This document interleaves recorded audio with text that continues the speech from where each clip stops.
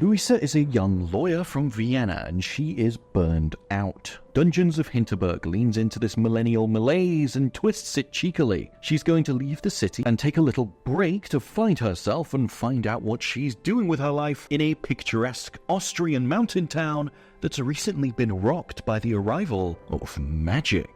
Time as Luisa is split into strict blocks. How she chooses to spend this time influences 4 stats, which can become a bit of a balancing act, but never proves too challenging to keep in check. The bulk of Luisa's days are spent in dungeons, which you access by exploring 4 different regions, each of which grants Luisa 2 different magic powers she can use in combat or to solve puzzles. The combat is simple, which works in its favor. There are enough mobs scattered across the maps that they could have become aggravating if I were not confident in Luisa's ability to slice them to pieces. The puzzles in dungeons range from basic push a block to go to a place to fairly involved multi-layer key activation sequences. The difficulty curve is very approachable, and the limited magic skills mean that it's not a question of what you do, but how you do it. I was rarely too challenged, but when I did find myself genuinely confused as to what to do next, it just made the eventual stroke of inspiration even more rewarding.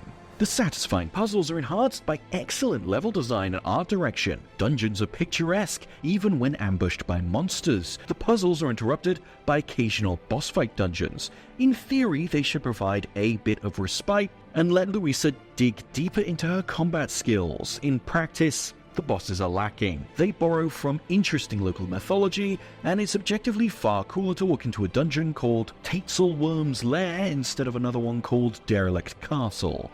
But none of the bosses require much skill or tactical care. Once you figure out how to chip away at their health, that's all you do, in overly generous patterns that feel like less of a challenge than the most generic dungeon mob.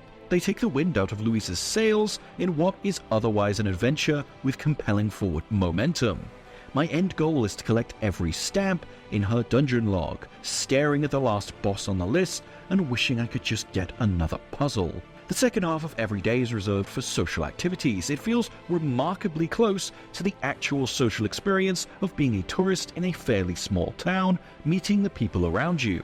There's a fun tension between the temptation to stay in your comfort zone, spending evenings with someone you already know to dig deeper into your relationship tree, or branch out and pick up photo mode by hanging out with an obnoxious journalist or a cool attack conduit by making small talk at the local sculptor's shop.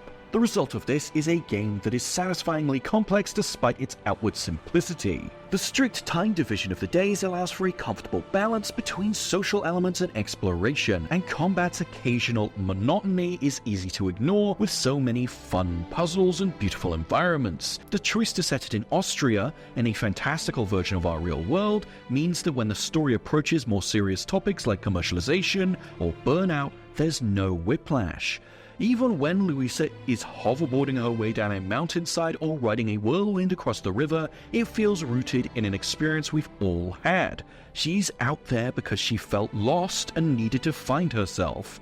Like all good art, it comes from a place that's real and tosses a bit of magic in.